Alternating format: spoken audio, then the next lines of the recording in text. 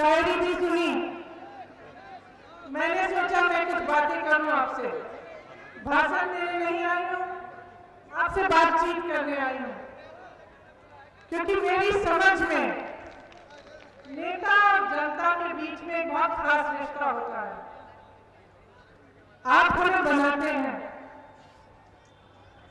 हम मंच पे खड़े होते हैं तो खड़े करने वाले आप हैं।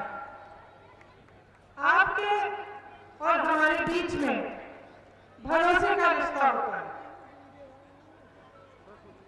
वो जो भरोसा होता है उसी के बल पर आप एक नेता को आगे बढ़ाते हैं, क्योंकि आप सोचते हैं, आपको एहसास होता है कि वो आपके पक्ष में बोलेगा, आपकी समस्याओं के बारे में, जो समस्या है उसकी सुनवाई होगी, आपके पास आएगा, दुख में आएगा, दर्द में आएगा, खुशी में आएगा, और आपका प्रतिनिधित्व वो नेता करेगा।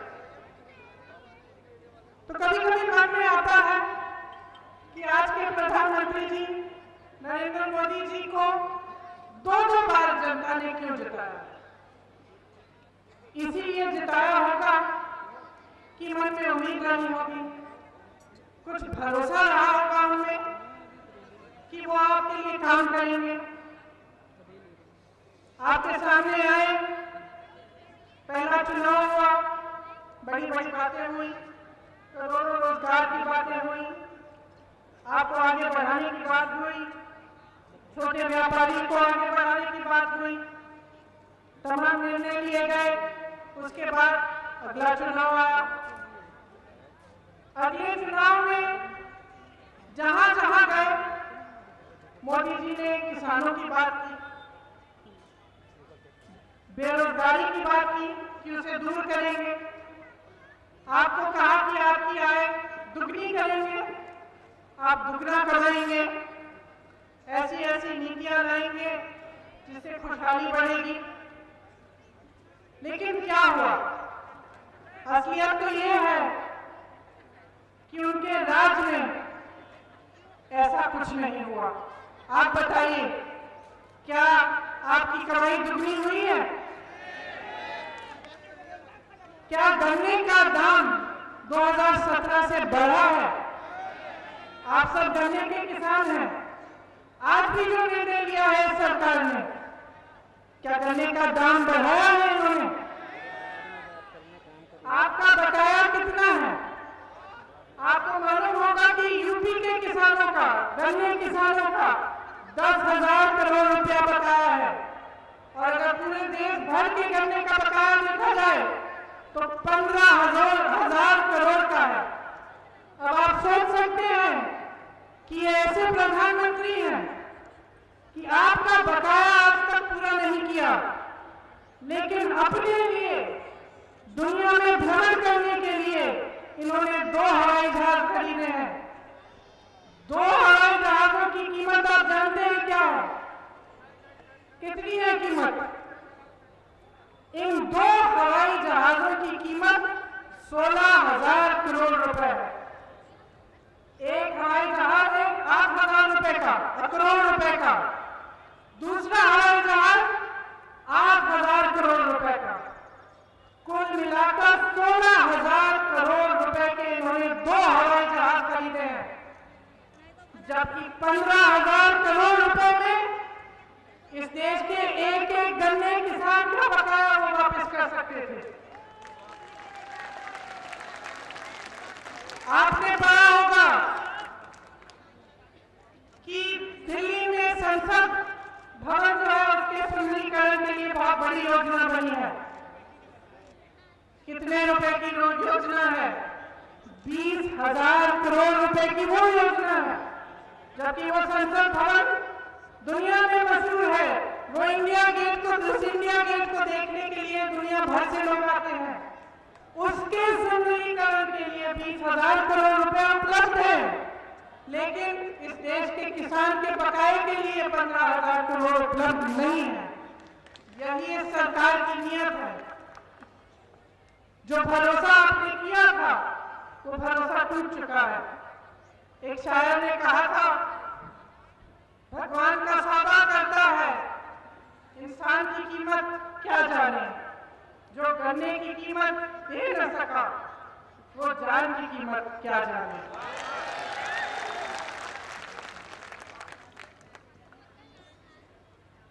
अब जैसे कि आपके ऊपर काफी संकट नहीं थे, इस सरकार ने 3 नए कानून जारी किए हैं और जितना भी आंदोलन हो रहा है देश में, जो किसान 80 दिनों से दिल्ली के बॉर्डर पे सर्दी में इतने दिनों से बैठे हुए हैं, अब गर्मी की तैयारी कर रहे हैं, वो किस लिए बैठे हैं? प्रधानमंत्री जी कहते हैं कि ये जो कानून बने हैं ये किसान की भलाई के लिए बने हैं।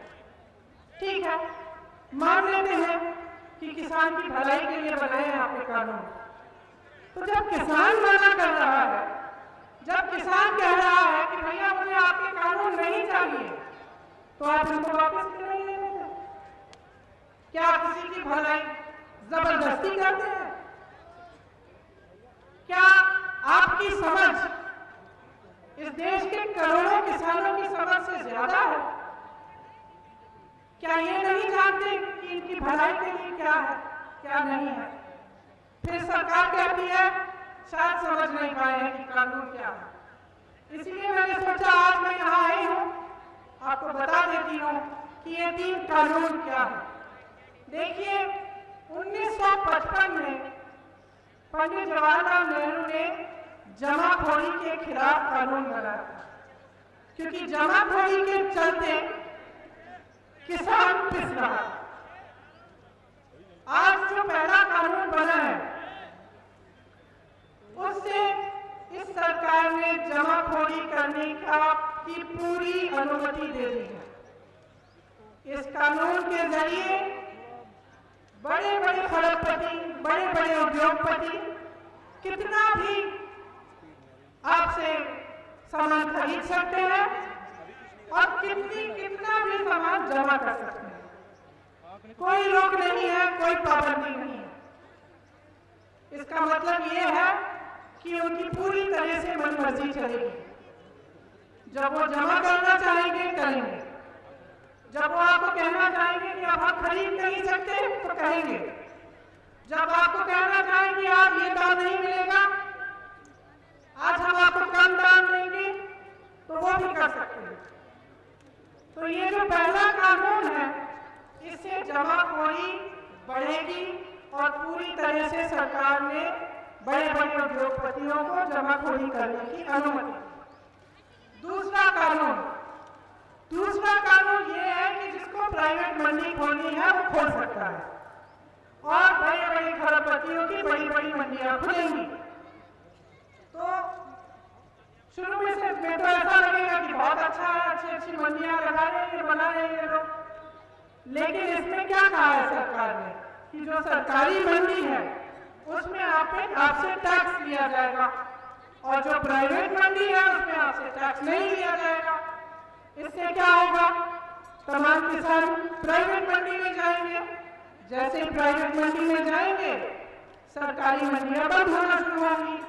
लेकिन सरकारी मंडी में एक चीज थी जो आपको मिलती थी, न्यूनतम समर्थन मूल्य आपको मिलता था।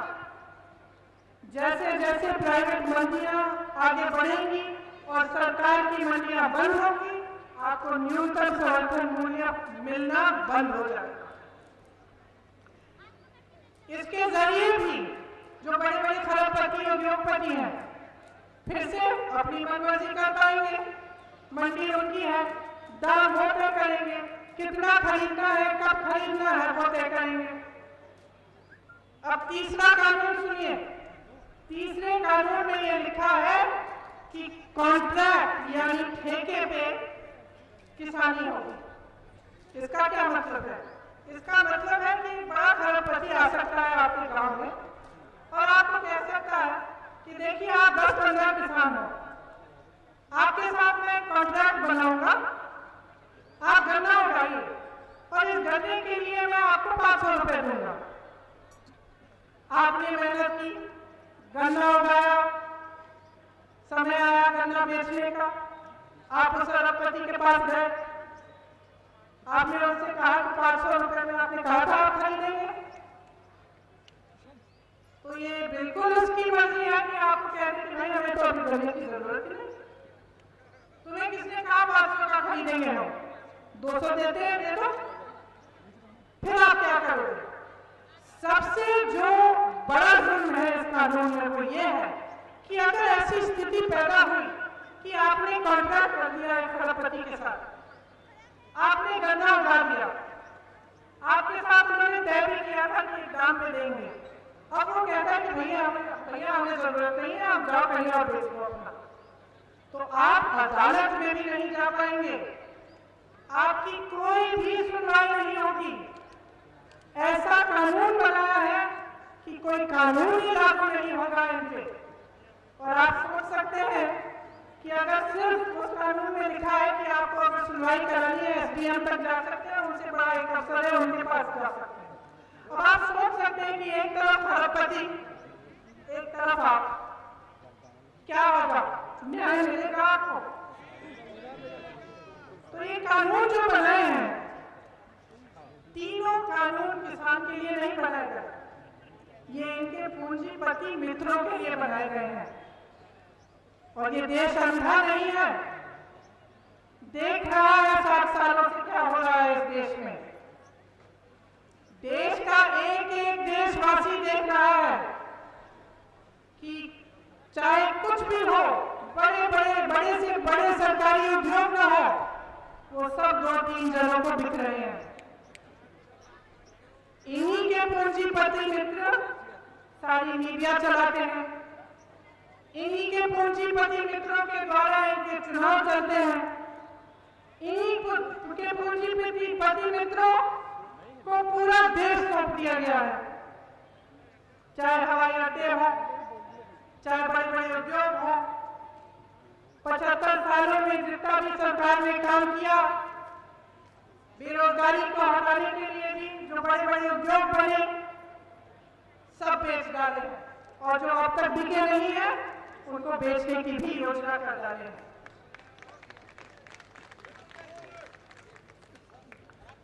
तो आप सोच सकते हैं कि ऐसी सरकार आपके लिए क्या करेगी। और अगर अभी भी आपको इनसे उम्मीद है तो जरा गहराई से सोचिए कि आपके लिए कुछ करने नहीं आ रहे हैं। आज भी जब लाखों किसान इनके दरवाजे पे खड़े हैं, तो वही प्रधानमंत्री जो अमेरिका जा सकते हैं, ट्रंप साहब के चुनाव में उनके लिए बोल सकते हैं, सभा कर सकते हैं, जो चीन जा सकते हैं, जो पाकिस्तान जा सकते हैं, कोई ऐसा देश नहीं है जो इन्होंने छोड़ा। सबने देखा, सबने टीवी पे देखा, कभी कहीं उनका स्वागत हो रहा है, कभी कहीं। और बताइए, अपने घर से 2-3 किलोमीटर दूर 3 लाख किसानों से जो वहां पे धरना मार रहे हैं, जो सिर्फ आपसे ये मांग कर रहे हैं कि प्रधानमंत्री जी हमसे आकर बात करिए, हमारी बात सुनिए। आप 2-3 किलोमीटर अपने घर से दूर उनके पास नहीं जा पाए, आप दुनिया घूम सके, बड़े बड़े हवाई जहाज खरीद लिए अपने लिए आपने, लेकिन आप उन किसानों की सुनवाई करने के लिए नहीं जा पाए। उल्टा क्या किया आपने? संसद में खड़े होकर मजाक उड़ाया। उन्हीं किसानों को आपने एक नया नाम दिया, आंदोलनजीवी, परिजीवी। परिजीवी होता क्या है आप सब जानते हैं, सब किसान। आपका अपमान किया, भरे संसद में हंसते हुए आपका अपमान किया। तो 215 किसान शहीद हुए हैं, उनमें से 25 साल का लड़का। मैं कुछ ही दिनों पहले रामपुर गई, उसके अंतिम अरदास में इतना दुख हुआ, मैं क्या बताऊं उस परिवार से मिलकर। एक 25 साल का बच्चा, उस परिवार को लगता है कि उसे गोली मार दी गई, वह शहीद हुआ। उसकी मां मेरे पास बैठी थी, पूरे समय कुछ बोली नहीं, आंखों में आंसू थे, और आप संसद में खड़े होकर मजाक उड़ा रहे हैं, आप परिजीवी कह रहे हैं। आपके मंत्री देशद्रोही कह रहे हैं, इसका मतलब है आप पहचान नहीं पाए, मोदी जी पहचान नहीं पाए कि देशभक्त और देशद्रोह में फर्क क्या है। कि सिर्फ एक देशभक्त शांतिपूर्वक आंदोलन में 80 दिनों से हर समस्या को झेलते हुए सड़क पर बैठकर शांति से आपसे मांग सकता है कि अपना अधिकार मिले उसे। सिर्फ एक देशभक्त कर सकता है। आप पहचान नहीं पाए। आपने मजाक उड़ाया। कल परसों हरियाणा के कृषि मंत्री का एक वीडियो निकला, हंस हंस के बोल रहे हैं तो क्या हुआ, 215 लोग मर गए तो क्या हुआ, तो घर में बैठे बैठे भी मर जाते, और हंस रहे हैं। देखिए, मैं शहीद के परिवार की बेटी हूं। शहादत बहुत बड़ी चीज होती है। शहादत को झेलने वाला जो शहीद है वो नहीं होता, उसका परिवार होता है। उस दुख को दिल में रखता है जीवन भर। उसका मजाक उड़ाने का किसी का अधिकार नहीं है, चाहे वो मंत्री हो, चाहे वो इस देश का प्रधानमंत्री हो, चाहे कोई भी हो। जो अपने अधिकार के लिए शहीद हुआ है वो पाक होता है, और उस पर उंगली उठाने का किसी को अधिकार नहीं है। और मैं फिर से दोहराऊंगी कि जो किसान आपके दरवाजे पे खड़ा है, नरेंद्र मोदी जी, जो किसान आपके दरवाजे पे खड़ा है, उसका बेटा आपकी सीमा पे खड़ा है। जिस किसान का अपमान कर रहे हैं, उसका बेटा आपकी सीमा पे आपकी सुरक्षा कर रहा है। आपके अंगरक्षक उसी किसान के बेटे हैं। अपमान करने का कोई हक नहीं है आपको। और मैं ये कहना चाहती हूं कि ये जो कानून बने हैं, जिससे इस देश का किसान, इस देश का गरीब संकट में है, रो रहा है, अपना अधिकार मांग रहा है, उसे आप वापस लीजिए। इन कानूनों को रद्द कीजिए। जिन्होंने आपको सत्ता दी है उनका आदर कीजिए। जिन्होंने आपको सत्ता दी है उनको अपमानित मत कीजिए।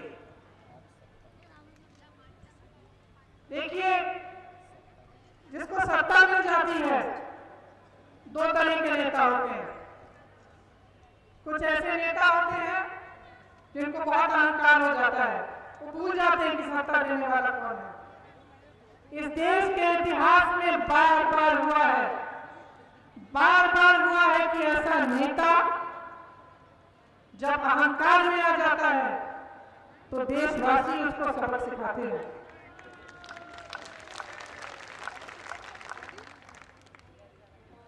और जब देशवासी उसको सबक सिखाते हैं तब वो शर्मिंदा होता है, वो समझता है कि उसका धर्म क्या था। लोगों को बांटने का धर्म नहीं था, लोगों पर संकट डालने का धर्म नहीं था। उसका धर्म यही था कि वो जनता के लिए काम करे, जनता का विकास कराए, सर्वप्रथम जनता को रखे और अपने आप को पीछे रखे। ये उम्मीद की जा सकती है कि नहीं कि अहंकारी सरकार अपनी माया में से निकले और इन्हें समझ में आए कि इनका धर्म क्या है। मुझे नहीं लगता। 7 साल गुजर चुके हैं। 7 साल में जितने वादे किए सारे तोड़े। 7 साल में जो छोटा व्यापारी था उसकी कमर तोड़ी, किसान उसकी कमर तोड़ी, गरीब उसको मदद नहीं किया, सिर्फ अपने बड़े बड़े दोस्तों, अपने पूंजीपति मित्रों का की मदद की। तो अब मुझे नहीं लगता कि उम्मीद है कि आपके लिए ये काम करेंगे, लेकिन मुझे आप पर भरोसा है, इस देश की जनता पर भरोसा है और आपसे बहुत बड़ी उम्मीद है। मुझे उम्मीद है कि आप पीछे नहीं हटेंगे, कि आप अपने अधिकारों के लिए लड़ेंगे और इस लड़ाई में